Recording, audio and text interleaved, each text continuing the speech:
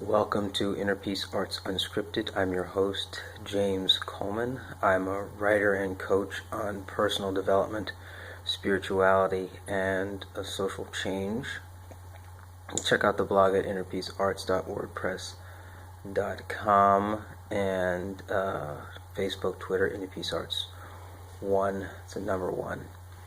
And today I'm going to be talking about free will. And I hope it's a interesting share. First thing I want to say about free will is that the term is not as clear as we might think it is. And I also think that it's a term that creates a mindset that allows for people to be controlled. So what is free? And you have to define free in terms of boundaries, right?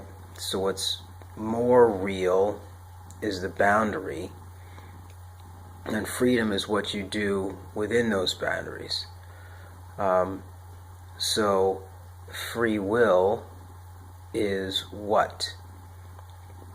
So I'm going to come back to that. And will is about volition, the ability to choose. And so free will is about a free ability to choose. The more I think about it, the more I really don't know what that means. And I'm not trying to go postmodern here. I'm just trying to actually find terms that I can use to embody that allow me to get something done. Because remember, it's about control. It's about using language to control the body, use the language to influence others, controlling others, right? And so I want to use language that helps me do what I want to get done and to obtain the things that I want to get. And you should too. And free will, this notion of choosing, being able to choose freely, I think needs replacement. And it's not clear. So I'm going to talk a little bit more about that. First, the ability to choose does not necessarily include the ability to create choices. I want you to think about that for a second. So if I have options A and B, and I can choose freely between A and B, right? That's what we're calling, what some would say is free will, that I can choose A or B, that it's not determined. And we know that we can argue that there are very strong arguments for determinism, since there has to be a reason why you chose A and didn't choose B. And those reasons determined the choice of A and B. We're not going there because that's pointing towards a kind of a perspective that takes away from the empowerment of, I know I'm using the word over and over again, but freely, right? I mean, we have this sense that we have control over ourselves and that there isn't a kind of predetermined nature to things. And when I've talked with other people about it, there's like free will and determinism, free will versus God's will, and how, they're both in existence. At the end of the day, I choose to take the perspective of whatever is under my control is what is important. And if it's not under my control, then it's essentially irrelevant to me. And there are some caveats. I mean, it's about increasing awareness and all that. But what is under your control is actually really what you need to concentrate on, since that's really only what you can do. You can only do or work with that which is under your control. And you can use it to expand the range of your control. But what you have to work with is what you have to work with, and that's what you have to exert influence over the world. So back to free will.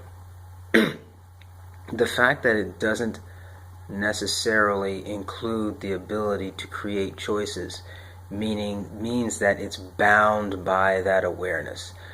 And that means if someone binds your awareness, that is, gives you two choices, right?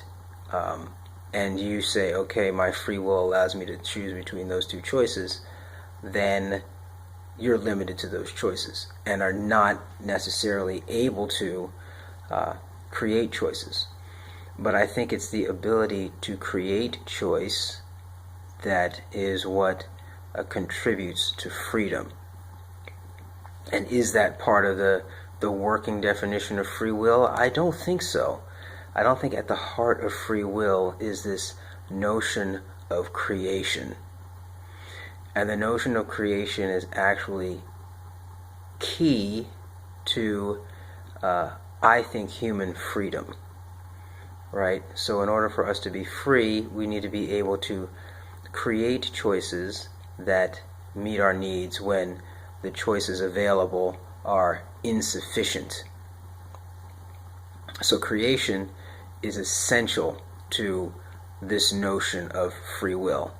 And if we include that, maybe we can go back to using the term. I mean, I said at the beginning, maybe I wanted to get rid of it. But in any case, we need to change our relationship with it to use it.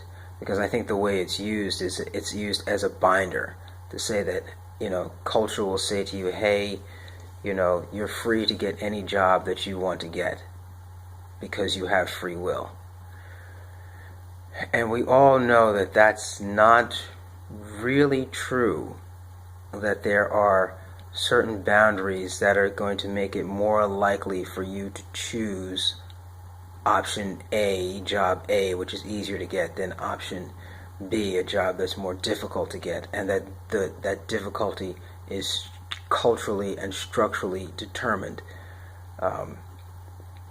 So is freedom is the ability to overcome habits, right? If your freedom is bound by your habits, and if your habits are not set by you, then you're not free and not acting with free will. Free will actually requires, I would think, that you're able to set and control your own habits.